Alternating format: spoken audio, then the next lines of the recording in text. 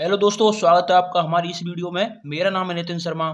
तो आज हम क्लास 10th सब्जेक्ट मैथ को स्टार्ट करने जा रहे हैं और सब्जेक्ट मैथ में हम चैप्टर 5 समांतर श्रेणी को स्टार्ट करने जा रहे हैं।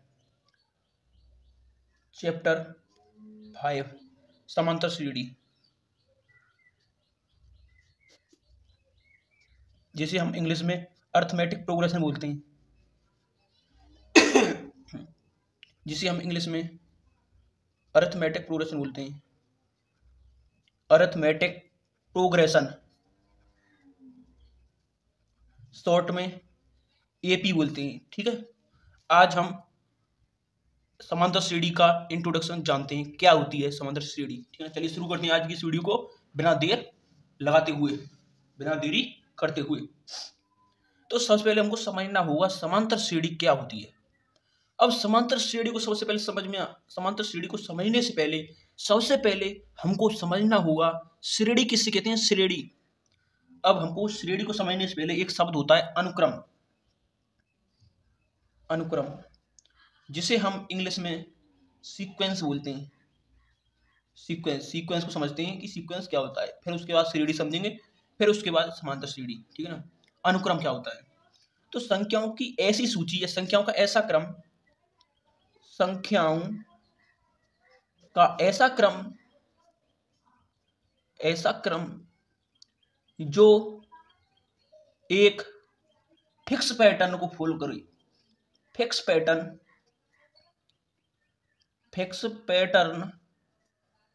को फॉलो करे। फॉलो का मतलब है अनुसरण करना। ठीक है ना।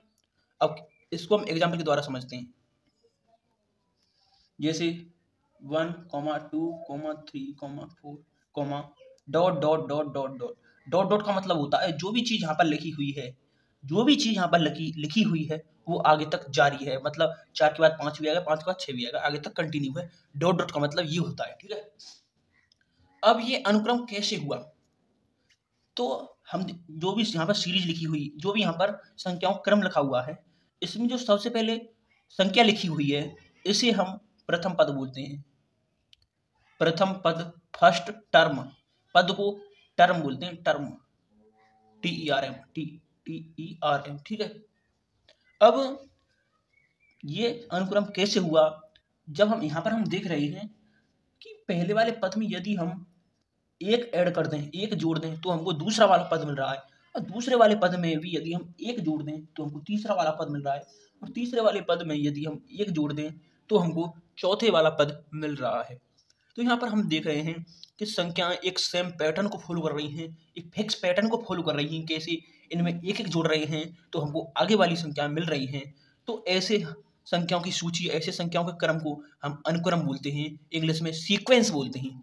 तो आशा करता हूँ सीक्वेंस समझ में आ गया होगा। यदि ये एक फिक्स पैटर्न को फॉलो नहीं करती तो ये अनुक्रम नहीं होती, सीक्वेंस नहीं होती। अब बात आती है श्रेणी किसे कहती है। अनुक्रम को हम कॉमा के द्वारा शो करते हैं, और यदि किसी अनुक्रम को हम प्लस के द्वारा शो कर दें, प्लस इन संख्याओं को प्लस करके लिख दें, तो ये हो जाएगी सीरीज। ये हो जाएगी सीरीज, इसे बोलते हैं हम सीरीज। ठीक है ना, संख्याओं की सीरीज। तो आशा करता हूं आपको अनुक्रम और श्रेणी, सीक्वेंस एंड सीरीज समझ में आ गया होगा। अब इसी क्रम में हम आगे बढ़ते हैं। श्रेणी के प्रकार, श्रेणी कितने प्रकार की होती है? अब बात आती है श्रेणी के प्रकार। तो श्रेणी मुख्यतः 3 प्रकार की होती हैं। नंबर 1 समांतर श्रेणी, नंबर 2 गुणोत्तर श्रेणी, नंबर 3 हरात्मक श्रेणी। समांतर श्रेणी को अंग्रेजी में अर्थमेटिक प्रोग्रेशन, शॉर्ट में एपी बोलते हैं, और गुणोत्तर श्रेणी को इंग्लिश में ज्योमेट्रिक प्रोग्रेशन, शॉर्ट में जीपी, और नंबर 3 हरात्मक श्रेणी इंग्लिश में हार्मोनिक प्रोग्रेशन, शॉर्ट में एचपी बोलते हैं। हम 10th में हैं इसलिए हम समांतर श्रेणी पढ़ेंगे ओनली। जब हम 11th में आ जाएंगे तो गुणोत्तर श्रेणी को भी पढ़ेंगे। जब हम किसी एग्जाम की तैयारी करेंगे 12th के बाद तो वहाँ पर हमको हरात्मक श्रेणी भी देखने को मिलेगी। तो हम केवल समांतर श्रेणी की ही बात करेंगे। आपके सिलेबस में केवल समांतर श्रेणी है, इसलिए चलिए शुरू करते हैं समांतर श्रेणी को समझना। तो मेरा उद्देश्य दोस्तों, कोई कमजोर से कमजोर बच्चा भी होगा उसको सिखाना है। ठीक है ना। शुरू करते हैं समांतर श्रेणी को समझना। तो समांतर श्रेणी, जिसको हम इंग्लिश में अर्थमेटिक प्रोग्रेशन बोलते हैं, क्या होती है? तो अर्थमेटिक प्रोग्रेशन एपी, इसकी डेफिनेशन परिभाषा बताता हूं।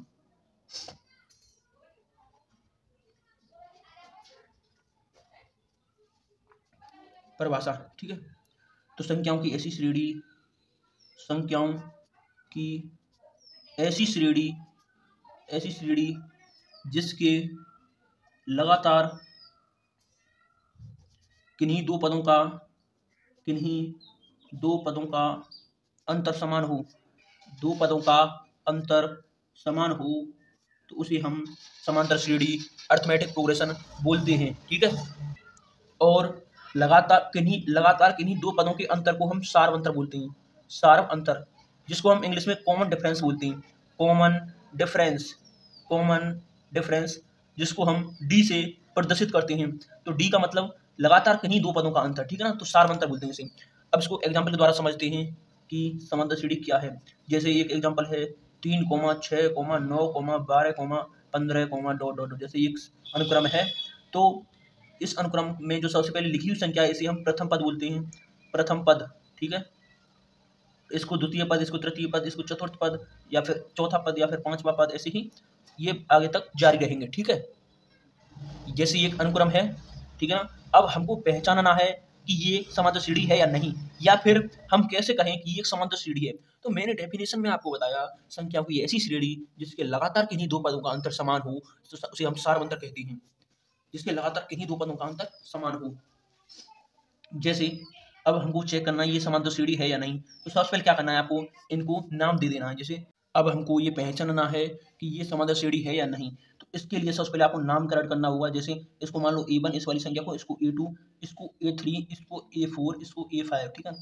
आप B1, B2, B3, B4, B5 कुछ भी मान सकते हैं, ठीक है ना। तो मैंने A1, A2, A3, A4, A5 माना है, ठीक है ना। तो समांतर श्रेणी चेक करने के लिए सबसे पहले हमको सार्वंतर निकालना होता है, सार्वंतर डी का मान। और डी का मान कैसे निकालते हैं, डी की कंडीशन होती है A2 माइनस A1 बराबर A3 माइनस A2 बराबर A4 माइनस A3। मतलब दूसरे वाले पद में से पहले वाले पद को माइनस करेंगे तो डी मिलेगा, तीसरे वाले पद में से दूसरे वाले पद को माइनस करेंगे तो भी डी मिलेगा, चौथे वाले पद में से तीसरे वाले पद को माइनस करेंगे तो भी डी मिलेगा। ऐसे ही ये कंटिन्यू रहेगा, dot dot dot, is equal to last वाले पद में से उससे पहले वाले पद को माइनस करेंगे तो हमको डी मिलेगा। यदि हर एक कंडीशन में डी का मान समान आता है तो वो एक समांतर श्रेणी होगी, नहीं तो नहीं होगी। जैसे मैंने एग्जांपल लिया था 3, 6, 9, 12, 15। अब यहाँ से डी का मान निकालते हैं, श्रेणी का सार्वंतर निकालते हैं श्रेणी का। तो डी A2 माइनस A1, जब 6 में से 3 जाएंगे तो 3 बचेंगे, है ना। जब डी का मान A3 माइनस A2 से निकालेंगे तो 9 में से 6 जाएंगे तो भी 3 बचेगा। जब डी का मान A4 माइनस A3 से निकालेंगे तो भी 12 में से 9 जाएंगे, 12 में से डी का मान A4 माइनस A3, 12 में से 9 जाएंगे तो भी 3 बचेगा। जब डी का मान हम A5 माइनस A4 से निकालेंगे, 15 में से 12 जाएंगे तो भी 3 बचेगा। तो यहाँ पर हम देख रहे हैं हर एक कंडीशन में डी का मान समान है, इसीलिए यह एक AP है, यह एक समांतर श्रेणी है, यह एक AP है। तो आशा करता हूँ आपको समांतर श्रेणी पहचानना आ गया होगा। यदि इन समय में यदि डी का मान, एक भी डी का मान यदि डिफरेंट आ जाता है, यदि एक भी डी का मान यदि असमान आ जाता है, तो वो एक समांतर श्रेणी नहीं हो सकती, ठीक है ना। तो आशा करता हूँ समांतर श्रेणी समझ में आ गई होगी। अब हम समांतर श्रेणी की कुछ इंपॉर्टेंट पॉइंट बताते हैं, कुछ इंपॉर्टेंट फॉर्मूले बताते हैं जो आपके लिए बहुत ही इंपॉर्टेंट है, जिनको आपको नोट कर लेना है, ठीक है ना, याद कर लेना है। समांतर श्रेणी का एक और एग्जाम्पल लेते हैं हम। जैसे 1, 2, 3, 4, डॉट डॉट डॉट डॉट, ठीक है। तो एक समांतर श्रेणी है, ये एक AP है।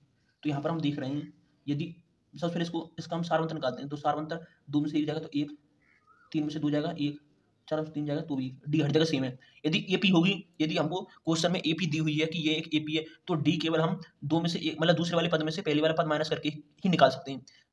यदि AP दी हुई है क्वेश्चन में, तो केवल डी हम A2 माइनस A1 से निकाल लेंगे। और यदि बोला है कि चेक करने के लिए, तो डी हमको A2 minus A1, A3 minus A2, A4 minus A3, D हर एक तरीके से निकालना है। A2 माइनस A1 से, A3 माइनस A2 से भी, A4 माइनस A3 से भी, जितनी पद दे रखे हैं उनमें से माइनस कर करके देखना है, ठीक है ना। और यदि AP है तो केवल डी हम A2 माइनस A1 से निकाल सकते हैं। जैसे यहाँ पे ये AP मैंने बोली है, ये AP है, तो डी केवल हम A2 माइनस A1 से निकाल सकते थे, लेकिन मैंने सभी से निकाला, क्योंकि यहाँ पे आपको समझाने के लिए डी का मान यहाँ पर देख रहे हैं हम सेम आ रहा है, इसलिए ये एक AP है ना। और AP बोला गया है तो डी का मान A2 माइनस A1 से निकाल लेंगे, ठीक है। तो आप देख रहे होंगे, यदि पहले वाले पद में हम डी का मान 1 है, डी जोड़ दें, डी मतलब 1 जोड़ दें तो दूसरा वाला पद मिल रहा है, दूसरे वाले पद में डी जोड़ दें तो तीसरे वाला पद मिल रहा है, तीसरे वाले पद में डी जोड़ दें तो चौथे वाला पद मिल रहा है। मतलब A2 बराबर क्या होगा, पहले वाले पद में डी जोड़ दें तो हमको A2 मिल रहा है, और A3 क्या मिल रहा है, A2 में डी जोड़ दें तो तीसरे वाला पद मिल रहा है। यहाँ से A3 का मान क्या हो जाएगा, A2 का मान यहाँ से रख देंगे A1 प्लस डी, A2 की जगह A1 प्लस डी लिख देंगे, A2 A1 प्लस डी के बराबर है, A1 plus D plus D. तो यहाँ से क्या हो जाएगा, A3 बराबर A1 प्लस 2D, बराबर के A1 प्लस के 2D, ठीक है। A3 का मान क्या आ गया, A1 प्लस के 2D, A2 का मान A1 प्लस के D।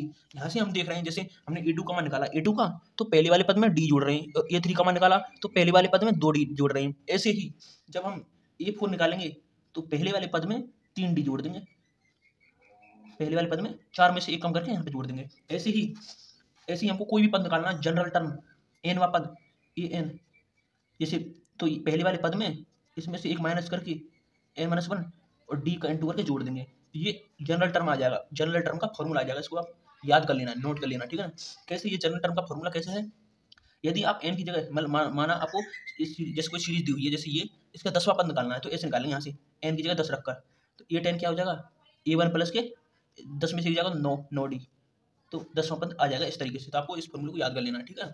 एक तरीका तो ये है nवें पद का, और एक फॉर्मूला ये है an d में इससे पहले वाला पद जोड़ दो an-1, ठीक है ना।